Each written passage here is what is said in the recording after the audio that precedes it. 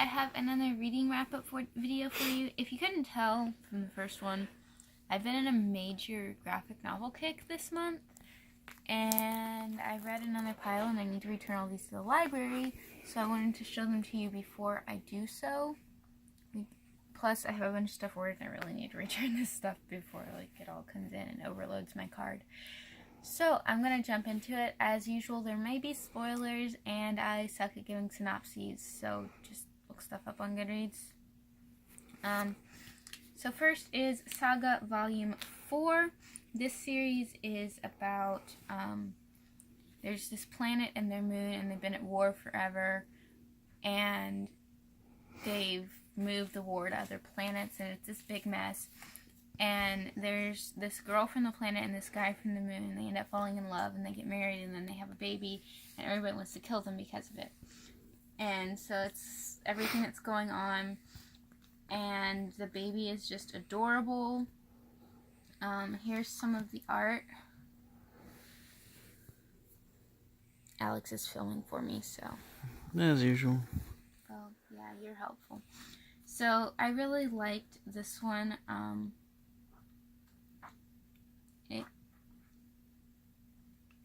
It's really good. At this point in the story, our primary characters are, well, there's a lot of them, I don't know. It's volume 4, go look at volume 1, it's a really good series. Next thing I read was Y the Last Man, book 4. These are the deluxe editions, so first off, slight rant, there's only one of these left, but my library doesn't have the deluxe edition, book 5, so I've got to get the normal size editions, so there's 2 of those, so I'm waiting for the next one of those to come in. But this series is about this plague that hits the entire world all at once, and basically every mammal with a Y chromosome dies except for this guy and his monkey. So it's this big quest to find out why they didn't die, how to fix that, how to I can't think of the word. There's a word that means you trace that back to find out how they didn't die, and then you make a vaccine from it, whatever word that is, I can't think of it. And they're doing that, and then he wants to find his girlfriend, kind of fiance, who's in Australia, and the only thing I don't like about this is, it's probably because I'm reading the deluxe editions, but it's hard for me to keep up with the passage of time. All of a sudden it'll be 2 years later, and I'm like, wait a minute, it just seemed like a month or two. So, here's some of the art from these. This is really, really good. I am thoroughly enjoying this. Oh, yeah, I guess I should tell you who these are by. Saga is by Brian K. Vaughan and Fiona Staples. And Y the Last Man is by Brian K. Vaughan, Pia Guerrera, Jose Marzan Jr., and Goran Sudzuka. You can honestly probably just look up the names on Goodreads, but okay, so I'm reading Ms. Marvel. This is this is not volume, is this volume 1? Yeah, okay, this is volume 1, so there's gonna be 3 volumes there. 2 volumes? I thought I read 3 volumes. I did read 3 volumes, okay. Anyway, this is Ms. Marvel volume 1, No Normal, by... The writer is G. Willow Wilson, the artist is Adrian Alfona, the color artist is Ian Herring, and the letterer is VC's Joe Caramagno. You guys, I know everybody worked on these, but do you mind if I just tell you the writer, because it's easier for you to look it up. Anyway, there's, I'm probably going to have Alex help with this bit. There's, Captain Marvel that has been around for a while, and this girl, Kamala, is a big fangirl of her, and there's this green mist from a Terrigen bomb, and apparently she has some alien ancestry, so she got powers from it, and she's now Ms. Marvel, and she's in Jersey, and it's protecting Jersey, so it's really good. I'm really enjoying it. She's this 16-year-old, I I think she's Pakistani. Her parents moved here from there. I think it was from Pakistan. And they're Muslim, and I think it's Pakistan. I'm gonna feel bad if it's not, but anyway, it's really, really good. Here's some of the art. Alex, can you give a short, like, Captain Marvel history synopsis? Just, like, short. Because I don't know these things. The original one, I think he was Thanagarian. I'm probably wrong. It's been a long time. Not to be confused with the DC Captain Marvel, who honestly is pretty lame. Eventually, that first Captain Marvel, who was known as Marvel, died. He was replaced by another one. I'm guessing he died, and then the first Ms. Marvel became, I guess, now is Captain Marvel, and she's really, really cool. And now we have her. I don't even remember, like, their specific power suite or anything. Like I said, it's been a long time. I read that stuff when I was a kid in, like, the early 90s. Okay. So then I read, thank you, husband. I barely remember Cable. Spill Zone by Scott Westerfeld. This is volume 1. This was really, really good. Basically, there's some kind of spill, and all of this weird supernaturally stuff happened in Poughkeepsie, New York. So now it's like cordoned off, and there's this girl that was from there that lives right outside the spill zone, and she takes pictures to make money and take care of her sister. And all this weird supernaturally stuff starts happening, and then they want her to retrieve something. And yeah, so here's some of the art. It's really, really good. I can't wait to read the second volume. Yeah, this one is great. Then I read The Legend of Korra Turf Wars Part 1 by Brian Konietzko. Yeah. See.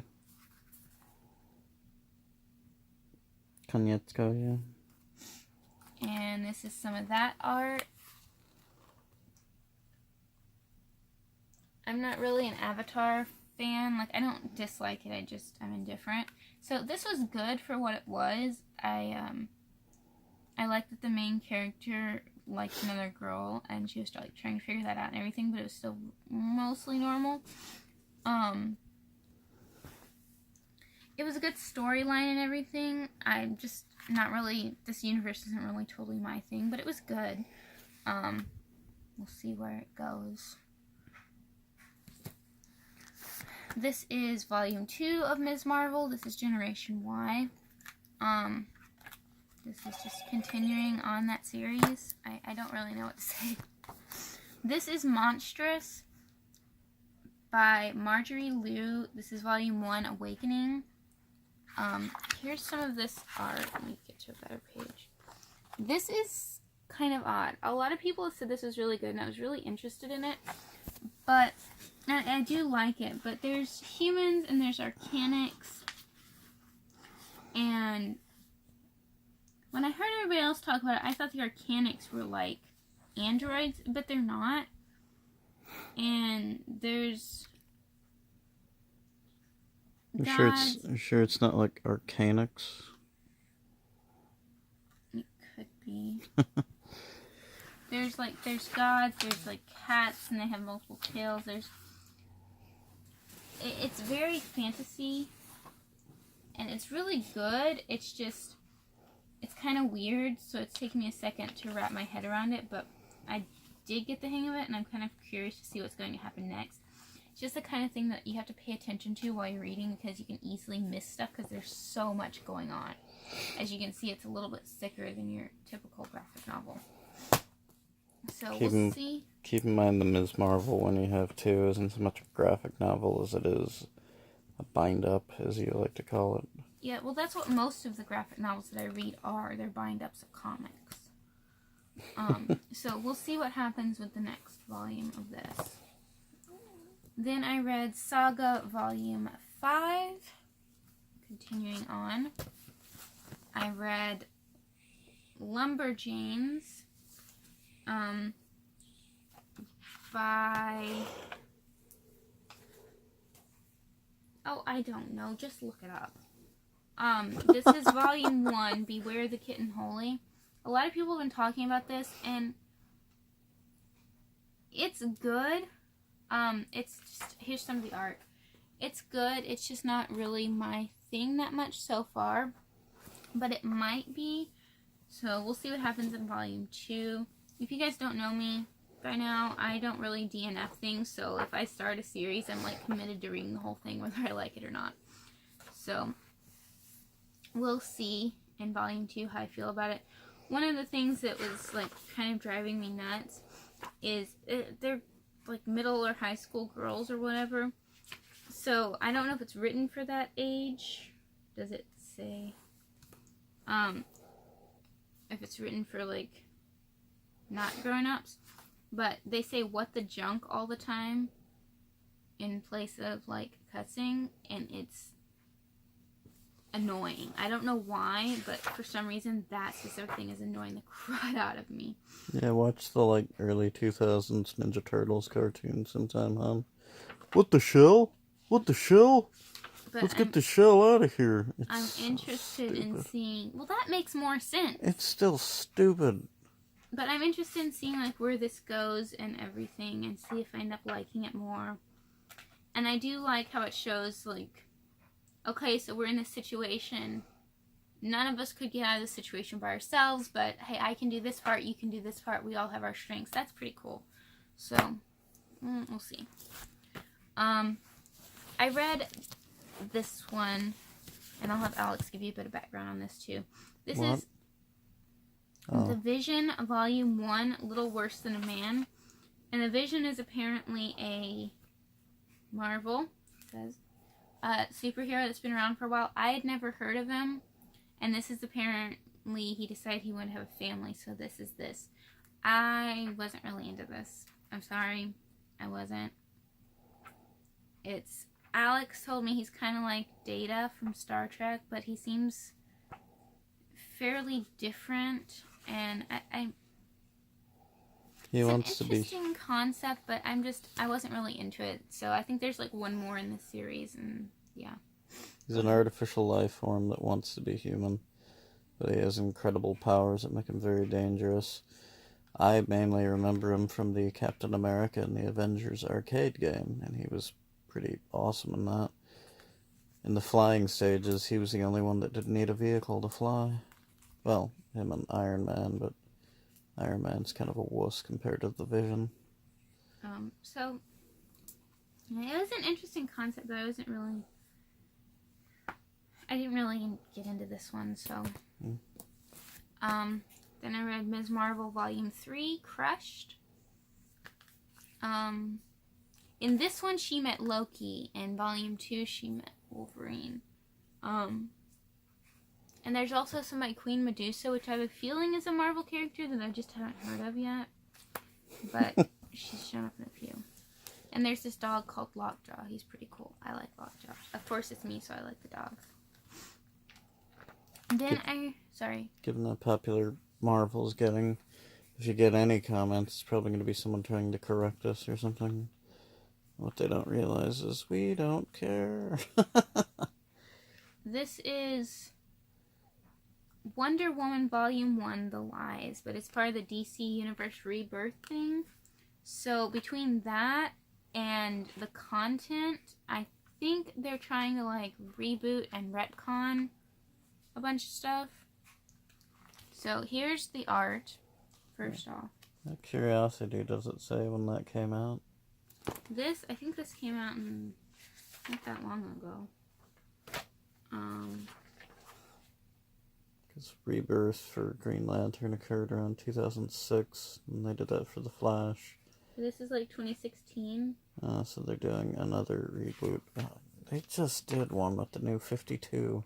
Well, with this one, she's like, her memories aren't the same, and she can't find home, and like everybody's been screwing with her memory. So like, this happened, or maybe it was this way. So it seems like you're taking all the different origin stories and like smushing them together, and she's trying to find out what actually happened. And I just glanced at it on Goodreads, but when I ordered volume 2 from the library, it looks like volume 2 is going to be the original. When did Wonder Woman start? Like the 50s? 40s? 40s. The original 1940s storyline. It seems like each one is going to have a storyline, and at the end, it'll combine together to show what happens. So we'll see. This was really good. I've never read Wonder Woman comics. I like the typical superheroes, but I tend to not read the comics because they started, there's like reboots, there's rabbit trails, there's retcons, and it's just this whole mess that I don't really want to dive into. So, yeah, I enjoyed this. This was really good, and you can enjoy the weirdness of seeing Wonder Woman in jeans and a t-shirt like I did. We'll see how I feel about the next one, but this one was really good. I liked it. That wasn't a t-shirt. Tank top, whatever. This one... What? This one's called Username Evie by Joe Sugg. And I didn't realize this until, like, I picked it up. But that's Zoe from Zoella. That's her brother, so that's cool. This is actually really good, especially considering that it was done by a YouTuber. Here's the art. Basically, this girl is a super introvert, so her dad makes this computer game, virtual reality thing that she can actually physically go into, and it's influenced by her to, like, help boost her self-confidence and everything. He hasn't quite finished it, and he dies, but he's created it to finish evolving on its own from being around her. But then her, like, really bullyish cousin gets in there and messes up the whole thing, and blah, blah, blah, blah, blah. It was really good. I really enjoyed it, and I'm looking forward to see what happens in the second one, because this one seemed pretty wrapped up, so I don't know what they'll do in the second one. So I would actually recommend this one as well. Then this one, you'll have to pardon my language for a moment because I'm going to read the title, is Bitch Planet Volume 1, Extraordinary Machine. This is a dystopian. Here's the art. It's an interesting concept. Basically, our society has gone completely patriarchal, and women can still have jobs and stuff, but basically, if you don't follow the rules, like if you're not thin enough, not pretty enough, not submissive enough, or you're too pretty, you're too submissive, or too thin, or anything, you have to be like right in the middle. You can get, like, I don't know if you technically get arrested, but it's like a charge, and you can get sent to jail, and instead of having regular jail, they just have this whole planet, and you just get sent there, and you're stuck there for the rest of your life. And so it's talking about that, and then there's these women that are stuck there, and they decide they want to start a team for this sports game that everybody's basically forced to be into. And I'm describing this really badly, but it's really good. It's a really good dystopian. And I looked on Goodreads, and unfortunately there's only like one more volume, so I'm looking forward to seeing what that's like, because this one was really good. I didn't know much about it. I knew about it, but I didn't know a ton about it going in. I didn't know it was dystopian. I didn't think I was going to like it, and I ended up really enjoying it. Okay, then I read Black Hammer Volume 1, Secret Origins. And here's the art for this. Actually, there's two types of art. There's this, and then there's this, which is most of the book. They're very similar, but they have slight differences.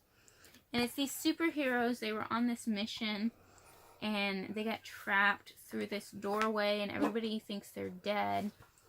But they're not, and they all still have their powers, except for this one girl, Golden Gale, is stuck as a kid, and she can't transform back into being an adult. And they've been there for 10 years, and they're trying to get rescued and everything, and they've basically given up. With the tail end, there's like this touch of hope of rescue, so we'll see.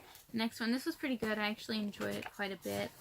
And at the end, they have like the old style comic book pages for each of the heroes in the book. So that was really good. I've only got 3 more, okay?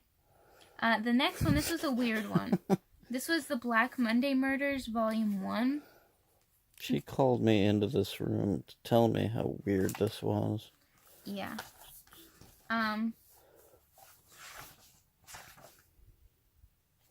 Here's the art. It's basically about the economic systems of the world and how they're all based on this like blood sacrifice, human sacrifice, worshiping this god type of thing. And it's like, it's really messed up. It's really weird. I'm not really sure how I feel about it, but I want to see what happens in the next one. So it's pretty weird. This one is Everyone's an Alien When You're an Alien too by Johnny Sun. First off, all of the intentional misspellings in this thing annoyed me. But the art is like this. It's really cute. It's really quick. And I really enjoyed the content once I got over the intentional misspellings. It's about this alien who goes to study humans, and he meets all these different humans that are actually like animals and plants and that sort of thing. And then snow happens, so all of his colleagues are like, oh no, the world's dying, we have to leave. And he's like, bye humans, and they're like, wait, we're not actually humans. They're all dead. Bye.